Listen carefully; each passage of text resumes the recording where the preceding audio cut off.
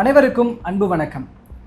தற்போது தமிழ்நாட்டில் ஒரு முக்கியமான ஒரு பிரச்சனையாக இந்த கஸ்டோடியல் டெத் விவகாரம் உருவெடுத்திருக்கு. காரணம் என்னென்னா, இந்த நாகர்கோவில் பகுதியில் ஒரு கஸ்டோடியல் டெத் அப்படிங்கிறது நடந்திருக்கு. அப்படிங்கிறது ஒரு விசாரணை கைதியாக, அதாவது ஒரு குட்கா வைத்திருந்தார், அதை விற்பனை செய்தார் அப்படிங்கிற அந்த ஒரு விவகாரத்தில் கைது செய்யப்பட்ட சபரிவர்மன் அப்படிங்கிற ஒருத்தர், அவரை திடீர்னு பார்த்தா விசாரணை கைதியாக இருக்கும் பொழுது சிறையில் திடீர்னு மரணம் அடைகிறாரு.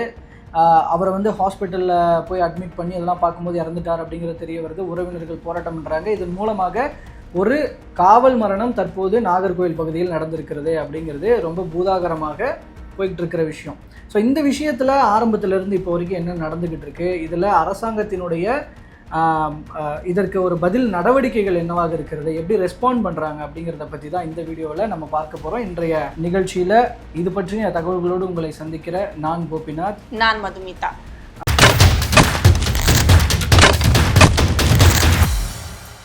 இதில் மது, நீங்கள் ஆக்சுவலி சில விஷயங்கள் நோட் பண்ணி வச்சுருக்கீங்க இல்லையா, அதுலேருந்து நம்ம ஆரம்பிக்கலாம்னு நினைக்கிறேன்.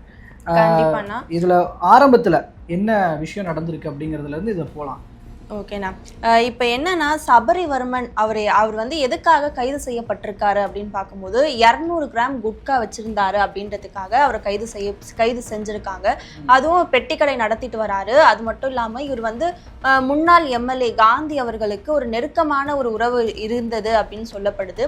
ஒரு நல்ல மரியாதையான ஒரு குடும்பத்தில் தான் இருந்திருக்காரு. இதற்கு முன்னாடி காவலர்களுக்கும் சபரிவர்மனுக்கும் இடையில சில மனக்கசப்பு ஏற்பட்டிருக்கு அப்படின்னு சொல்லப்படுது. இந்த ஒரு அடிப்படையில தான் ரிவெஞ்ச் எடுக்கிற விதமா அவரை கைது செஞ்சுட்டாங்க அப்படின்ற ஒரு குற்றச்சாட்டை அவங்க குடும்ப தரப்பினர்லேருந்து வைக்கிறாங்க. எப்ப கைது செய்யப்படுறாரு அப்படின்னா, ஜூலை 9 கைது செய்யப்படுறாரு. அதுக்கப்புறமா 4 நாட்கள் கழிச்சு ஜூலை 13 அவர் இறந்துட்டாரு அப்படின்ற ஒரு செய்தி அவங்க குடும்பத்தினருக்கு தெரிவிக்கப்படுது. ஆனா இதற்கு நடுவுல என்ன நடந்திருக்கு அப்படின்னா, அவருடைய மனைவி அவரை பார்க்கறதுக்காக சிறைக்கு போறாங்க. அப்படி இருக்கும்போது என்னை எப்படியாவது விட்டுருங்க, என்னை பெயில்ல எடுங்க அப்படின்னு சொல்லிட்டு சபரிவர்மன் அவங்களுடைய மனைவி கிட்ட கேட்டதா சொல்றாங்க. அப்பவுமே இல்லை. அதுக்கப்புறமா அவருடைய அந்த பிரேஸ்லெட்லாம் காவல்துறையினர் இவர்கிட்ட கொடுத்துருக்காங்க.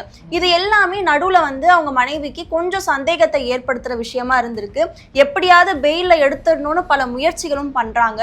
ஏற்கனவே இவங்க காந்தி அவர்களுக்கு தெரிஞ்சவங்க அப்படின்றதுனால அவர்கிட்ட பேசலாமா அப்படின்ற வரைக்கும் போயிருக்காங்க.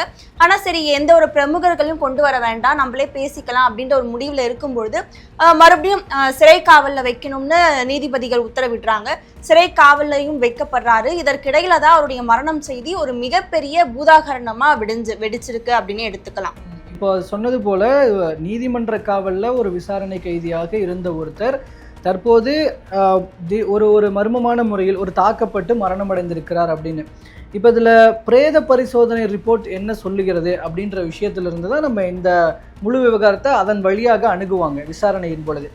அப்படி பார்க்கும் பொழுது விசாரணையில் அந்த பிரேத பரிசோதனை அறிக்கையில் உடலில் 19 இடங்களில் காயம் இருந்திருக்கிறது கண்டுபிடிக்கப்பட்டிருக்கு. அந்த காயங்கள் பிரதானமாக எங்கெங்கே இருந்திருக்கு அப்படின்னு பார்க்கும் பொழுது தலையில் இருக்குது, அதுவும் பின் கழுத்து பகுதியில் இருக்குது, நெஞ்சில் காயம் இருக்கிறது, கை கால்களை கட்டி போட்டு அடித்ததுக்கான கட்டி போட்டு ஒரு தாக்குதல் பண்ணியிருக்காங்க அப்படிங்கிறதுக்கான அடையாளங்கள் இருக்கிறதாக பிரேத பரிசோதனை அறிக்கைகள் சொல்லுது. அண்ட் கை கால்கள் உடைக்கப்பட்டிருக்கு, எலும்புகள் உடைஞ்சிருக்கு அப்படிங்கிறது தெரிய வருது. இந்த மாதிரி 19 காயங்கள் அவருடைய உடம்புல இருந்திருக்கு அப்படின்ற ஒரு விஷயம் தெரிய வந்திருக்கு. இன்னொரு முக்கியமான விஷயம் என்னன்னா, ஒரு மாற்றுத்திறனாளி அப்படின்றத நம்ம கவனிக்க வேண்டிய ஒரு விஷயமா இருக்கு. ஆமா, ஒரு மாற்றுத்திறனாளியை இப்படி பண்ணியிருக்கிறாங்க. இது முழுக்க சரி, இதனுடைய விசாரணையை தொடங்கி இருக்கிறாங்க போலீஸார். இப்போ இந்த விசாரணை தொடங்கப்பட்டதுல சில தகவல்கள் ஒவ்வொன்றா வெளியில வருது. இதுல முக்கியமாக முதல் கட்டமாக இதுல 3 பேர் கைது செய்யப்படுறாங்க. சிறையினுடைய தலைமை வார்டன் ஜெகன் அவர்கள், அப்புறம் மற்ற வார்டன்கள் சிவகுமார், திருவிடை நம்பி அப்படின்னு சொல்லி 3 பேரை முதல் கட்டமாக அரெஸ்ட் பண்ணுறாங்க. இவங்க கிட்ட விசாரணைகள் நடத்தப்பட்டுக்கிட்டு இருக்கு. இந்த விசாரணையில் சில முக்கியமான தகவல்கள் வெளியாகிருக்கு அப்படிங்கிறது தற்போதைய ஒரு முக்கியமான ஒரு செய்தியாக வெளியாகிட்டு இருக்கு. அதில் பல திடுக்கிடும் தகவல்கள் இருக்கு. என்னன்னா, சிறைக்குள்ள இந்த காவலர்கள் சபரிவர்மனை தாக்கி இருக்கிறாங்க அப்படிங்கிறது. காவலர்கள் மட்டும் கிடையாது, அந்த சிறையில் இவரோடு உடனிருந்த மற்ற கைதிகளை வைத்தும் அவரை அடிக்க வச்சிருக்கிறாங்க. மட்டும் 8 பேர் இப்ப வந்து வரைக்கும் கைது செய்யப்பட்டிருக்காங்க அப்படின்ற ஒரு செய்தியும் வந்திருக்கு. ஆமா, இது அவங்களினுடைய போலீசார் விசாரணையில வந்து தெரிய வந்திருக்கு. இதுல அந்த கைதிகள் மேலேயும் இப்போ கேஸ் எஃப்ஐஆர் ஃபைல் பண்ணியிருக்கிறாங்க. அந்த 8 பேர் மேல. அந்த 8 பேர்ல வந்து மெயினா வந்து 2 ரவுடிகள் இருக்கிறாங்க அப்படிங்கிறதும் தெரிய வந்து அவங்க வந்து ஒரு தொடர்ந்து ஒரு குற்ற செயலில் ஈடுபடுபவர்களாக ஒரு ஹிஸ்டரி ஷீட்டராக இருக்கிற ஜெகன் அப்படிங்கிற ஒரு ரவுடி, அப்புறம் அஜித் என்ற ஒரு ரவுடி, இவங்க உட்பட மொத்தம் 8 பேர் அவங்களும் இப்போது இந்த வழக்கினுடைய விசாரணைக்குள்ளே கொண்டு வரப்பட்டிருக்கிறாங்க. இந்த மாதிரி கைதிகளை வைத்தும் தாக்கியிருக்கிறார்கள் அப்படிங்கிறது முதற்கட்ட போலீஸார் விசாரணையில் தெரிய வந்திருக்கு. இப்படியாக உள்ளுக்குள்ள கைதிகளுக்குள்ள சண்டை வருது, அவங்களுக்குள்ளேயும் ஒரு வாக்குவாதம்லாம் போயிருக்கு. கைதிகளுக்குள்ளேயும் சபரிநாதன் கூட மற்றவர்களுக்கு ஒரு வாக்குவாதம் போயிருக்கு. அந்த வாக்குவாதம் வந்து இந்த சண்டைக்கு வழிவகுத்திருக்கு அப்படின்லாம் இப்போ விசாரணையில் தெரிய வந்துக்கிட்டு இருக்கு. இன்னும் இதில் எக்ஸாக்டாக என்ன காரணங்களுக்காக இந்த வாக்குவாதம் போனது, இதில் கைதிகளோடு போலீஸாரே கூட்டு சேர்ந்து கொண்டு இந்த மாதிரி ஒரு மாற்றுத்திறனாளி விசாரணை கைதியாக இருந்த ஒருத்தரை வந்து தாக்குறது அப்படிங்கிறது ரொம்பவே கொடூரமான ஒரு விஷயம். ஸோ இப்படியாப்பட்ட திடுக்கிடும் தகவல்கள் தற்போது வெளியாகிட்டு இருக்கு. அதே மாதிரி இப்போ அந்த சிறை கைதிகளுக்கும் சபரிவர்மனுக்கும் இடையில ஏற்கனவே பகை இருந்ததா அப்படின்ற ஒரு கோணத்திலையும் விசாரணை போயிட்டு இருக்கு அப்படின்னு சொல்லிட்டு இருக்காங்க. ஆனா சபரிவர்மனை பொறுத்த வரைக்கும் அடிக்கடி அவர் ஜெயிலுக்கு போயிட்டு வர ஆள் கிடையாது அப்படின்றதையும் குறிப்பா பேசப்பட்டுட்டு வருது. ஸோ இதுக்கு நடுவுல என்ன நடந்துட்டு இருக்கு அப்படின்ற முக்கியமான விசாரணை போயிட்டு இருக்கு. இன்னொரு பக்கம் அவருடைய உடலை வந்து இப்ப வரைக்கும் அவங்களுடைய உறவினர்கள் வாங்க மறுக்கிறாங்க. அவங்களுடைய மனைவியா இருக்கட்டும், அவங்களுடைய அக்காவா இருக்கட்டும், தொடர்ந்து எங்களுக்கு நீதி வேணும் அப்படின்னு சொல்லிட்டு போராடிட்டு இருக்காங்க. இது மட்டும் இல்லாம சபரிவர்மன் அவங்களுடைய மனைவி வந்து ஒரு பட்டதாரி, அவங்களுக்கு எப்படியாவது அரசு வேலை கொடுக்கணும் அப்படின்னும் அரசு தரப்புக்கு கோரிக்கை வச்சுட்டு வராங்க. இதுல சொன்னது போல இந்த மாதிரி இப்போ அவங்க உறவினர்களுடைய போராட்டம் போயிட்டு இருக்கு. அவங்க முக்கியமாக 2 கோரிக்கைகளை முன் வச்சு போராடுறாங்க. நீங்க சொன்னது போல மனைவிக்கு வந்து அரசு வேலை கொடுக்கணும் அப்படின்றது ஒரு முக்கியமான ஒரு கோரிக்கை. அதை விட இன்னும் முக்கியமான ஒரு கோரிக்கையாக இந்த விவகாரம் தொடர்பா முதல்வர் ஏன் இன்னும் வாய் திறக்கல, அரசினுடைய ரெஸ்பான்ஸ் எப்படி இருக்கு அப்படிங்கிறது தான் அவங்களுடைய பிரதான முக்கியமான ஒரு பார்வையா இருக்கு. அரசு இதுல வந்து மௌனம் காக்குது. குறிப்பாக முதல்வர் அவர்கள் மௌனம் காக்கிறார். இப்ப இதுக்கு முன்னாடி இவர் தேர்தல் வர்றதுக்கு முன்னாடி ஒரு தாவேகாவுடைய தலைவராக இருந்தபோது முதல்வர் விஜய் அவர்கள் இந்த மாதிரி கஸ்டோடியல் டெத்தில் உயிரிழந்தவர்கள், அப்போது ஐ திங்க் ஒரு கவுண்ட் வந்து ஒரு 24-25 அரௌண்ட் இருந்தது. பாதிக்கப்பட்டவர்களுடைய குடும்பத்தாரையும் நேரில் வர வச்சு இந்த மாதிரி கஸ்டோடியல் டெத்துக்கு எதிரான ஒரு போராட்டத்தை முன்னெடுத்தாரு விஜய் அவர்கள். அப்போது நிறைய அதுக்கு முன்னாடி நடந்த அந்த சிவகங்கை அஜித்குமார் கஸ்டோடியல் டெத் அந்த விவகாரத்தப்போ அப்போதைய முதல்வராக இருந்த மு.க. ஸ்டாலின் அவர்கள் குடும்பத்தினரும் சாரி கேட்டாங்க. சாரி மாடல் அரசா இது அப்படின்லாம் அப்போ விஜய் அவர்கள் ரொம்பவே கடுமையாக விமர்சிச்சிருந்தாரு. நாங்கள் ஆட்சிக்கு வந்தால் இது போலலாம் நடக்காது அப்படிங்கிறதெல்லாம் அப்போவே சொல்லியிருந்தாங்க, பேசியிருந்தாங்க.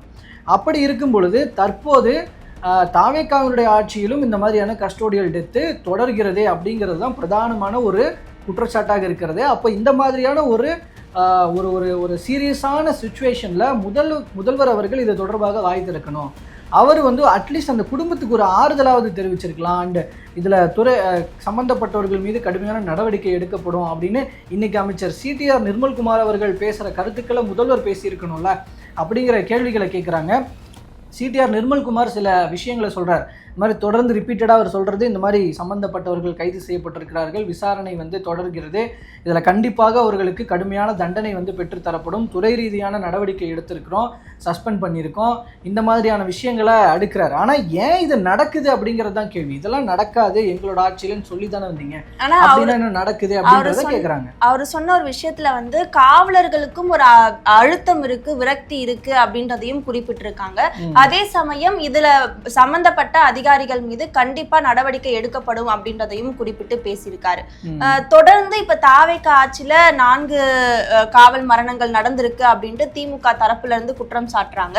அதே மாதிரி உதயநிதி அவர்களா இருக்கட்டும், கனிமொழி அவர்களாக இருக்கட்டும், கடுமையான விமர்சனங்களை இப்ப இருக்கக்கூடிய ஆளும் கட்சி தாவேகா மீது சுமத்திட்டு வராங்க.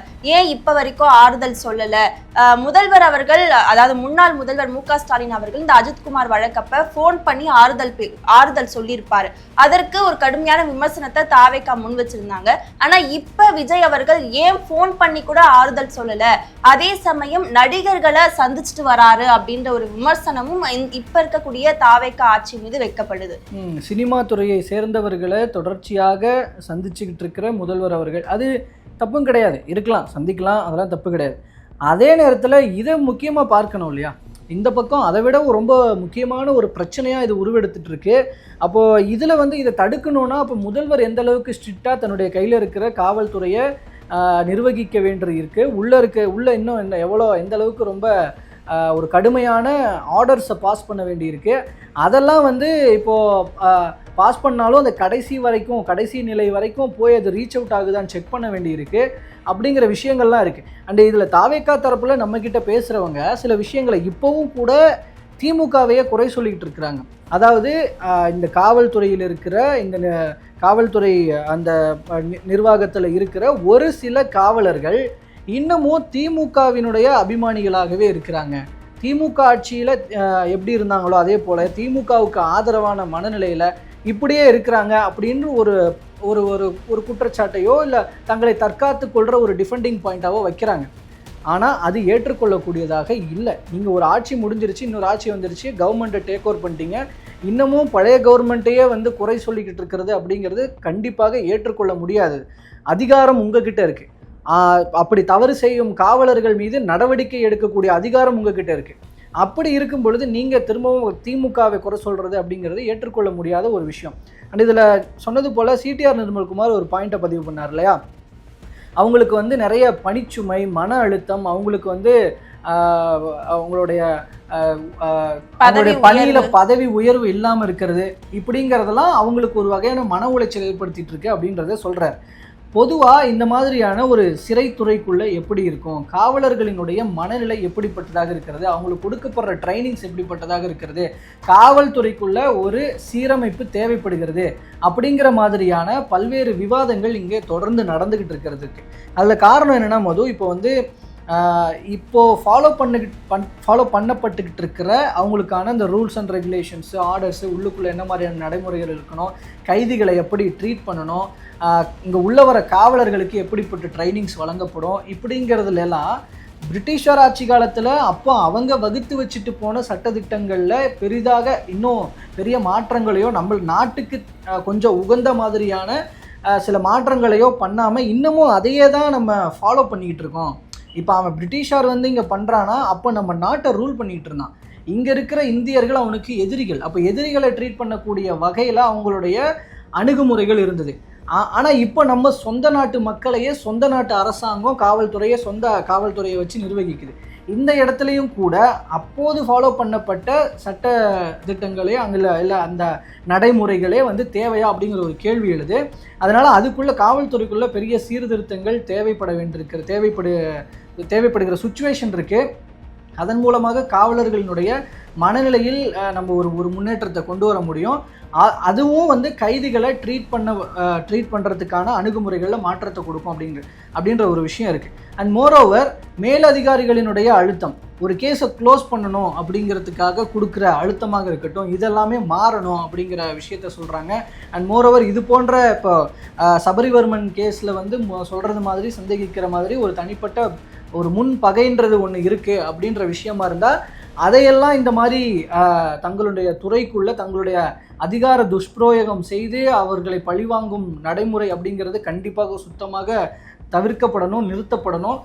இந்த மாதிரியான பல்வேறு விவாதங்கள் இந்த காவல் மரணத்தையொட்டி எழுந்திருக்கு மீண்டும் ஒரு முறை. ஸோ இதில் அரசு என்ன நடவடிக்கை எடுக்க போகிறது, இதில் எல்லோரும் எதிர்பார்க்குற மாதிரி முதற்கட்டமாக முதல்வர் விஜய் அவர்கள் இது தொடர்பாக என்ன பேச போகிறார் அப்படிங்கிற கேள்வியை அரசாங்கத்தின் முன்னாடி மக்கள் வைக்கிறாங்க. என்ன பதில் சொல்றாங்க அப்படிங்கிறத பார்க்கலாம்.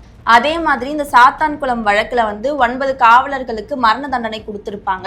இப்படி காவல் மரணங்கள் நடக்கும்போது காவலர்களுக்கு ஒரு கடுமையான தண்டனை கொடுக்கப்படும் அப்படின்னு ஒரு முன் உதாரணம் இருக்கிற சூழ்நிலையிலும் இந்த மரணங்கள் வந்து தொடர்ந்து கதையா மாறிட்டு இருக்கு. இது எந்த அளவுக்கு முடிவு கொண்டு வரணும் அப்படின்றது ஒவ்வொரு அரசாங்கம் மாறும்பொழுதும் பல கருத்துக்கள் முன் வச்சிருந்தாலும் ஒரு முழுமையான நடவடிக்கை எடுக்கல அப்படின்றதுதான் மக்கள் தரப்புல இருந்து வைக்கிற முக்கிய குற்றச்சாட்டாவே இருக்கு. ஸோ இதுல இந்த சபரிவர்மன் அவர்களுடைய இந்த கேஸ்ல வந்து அரசாங்கத்தினுடைய அடுத்த கட்ட நடவடிக்கைகள் எப்படி இருக்க போகுது, அண்ட் மோரோவர் வந்து திமுகவினர் தொடர்ந்து இந்த விஷயத்தை ஒட்டி வைக்கிற குற்றச்சாட்டு கடந்த 60 நாட்களில் 4 காவல் மரணங்கள் நிகழ்ந்திருக்கு அப்படிங்கிற விஷயத்த சொல்கிறாங்க. இதிலெல்லாம் நடவடிக்கைகள் எந்த ஒரு நிலையில் இருக்குது, இது போன்று இந்த மாதிரியான காவல் மரணங்கள் தொடராமல் இருக்க என்ன செய்யணும் அப்படின்னு. இப்போ நம்ம பேசிகிட்டு இருக்கிற இந்த நேரத்தில் புழல் ஜெயிலில் வந்து ஒரு கைதி வந்து இறந்து போயிருக்கிறாங்க. அப்போ இதுவும் அடுத்த கட்ட இதில் இந்த வரிசையில் சேர்ந்து அவர் அந்த மரணத்திற்கான காரணம் என்ன அப்படிங்கிறதெல்லாம் இப்போ அடுத்த விஷயமா சேர்ந்துக்கிட்டு இருக்கு.